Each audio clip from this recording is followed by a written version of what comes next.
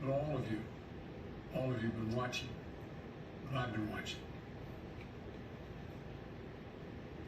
At this hour, our democracy is under unprecedented assault itself. An assault on the people's representatives, the Capitol Hill police, sworn to protect them, and the public servants who work at the heart of our republic.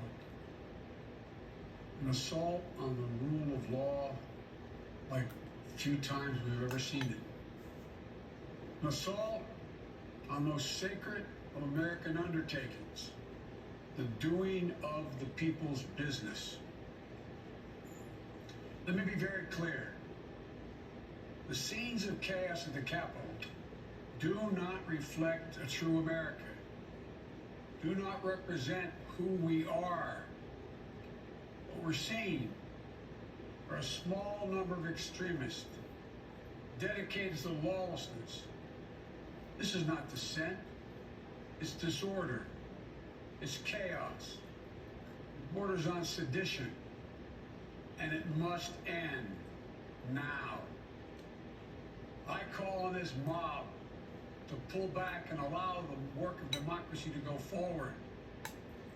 You've heard me say before in different contexts, the words of a president matter, no matter how good or bad that president is.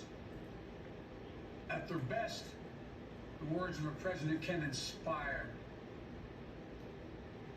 At their worst, they can incite. Therefore, I call on President Trump to go on national television now to fulfill his oath and defend the Constitution and demand an end to this siege,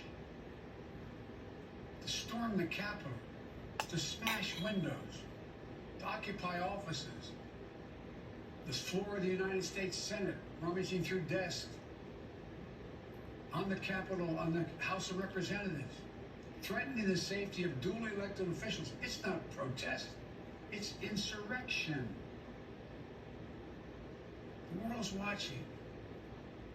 Like so many other Americans, I am genuinely shocked and saddened that our nation, so long the beacon of light and hope for democracy, has come to such a dark moment.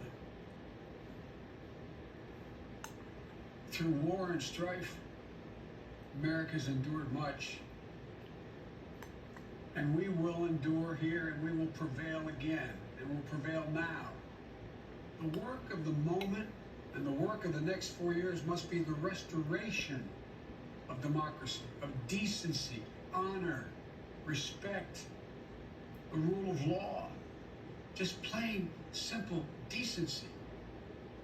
The renewal of the politics. It's about solving problems, looking out for one another, not stoking the flames of hate and chaos. As I said, America is about honor, decency, respect, tolerance. That's who we are. That's who we've always been.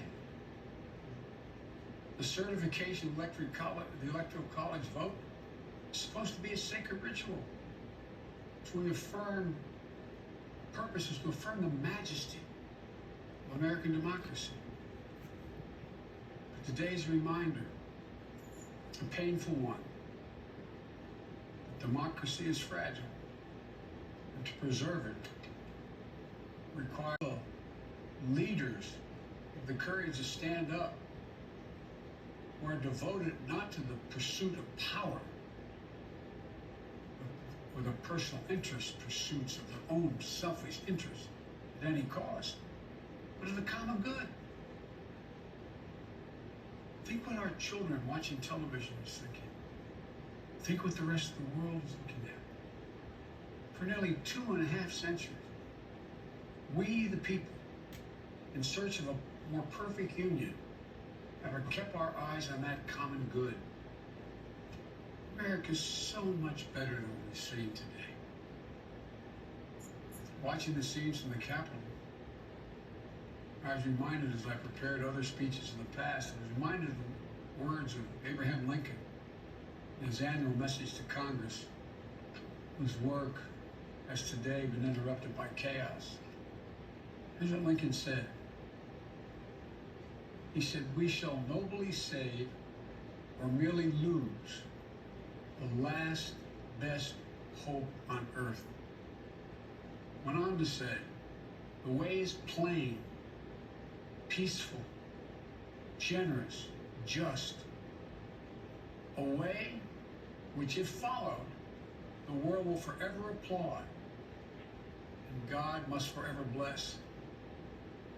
The way is plain here, too. That's who we are. It's the way of democracy, of respect, of decency, of honor,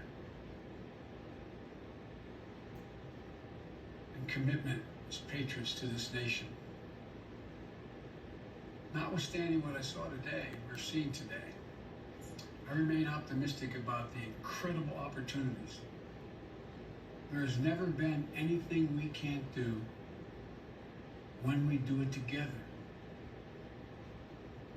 And this god-awful display today is bringing home to every Republican and Democrat and Independent in the nation.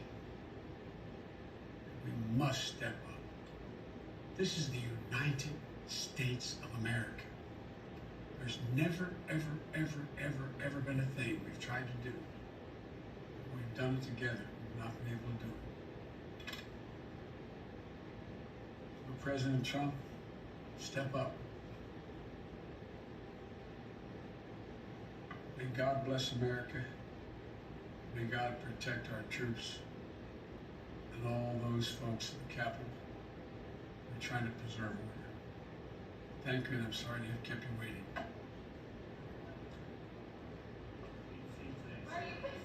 President-elect Joe Biden in Wilmington, Delaware.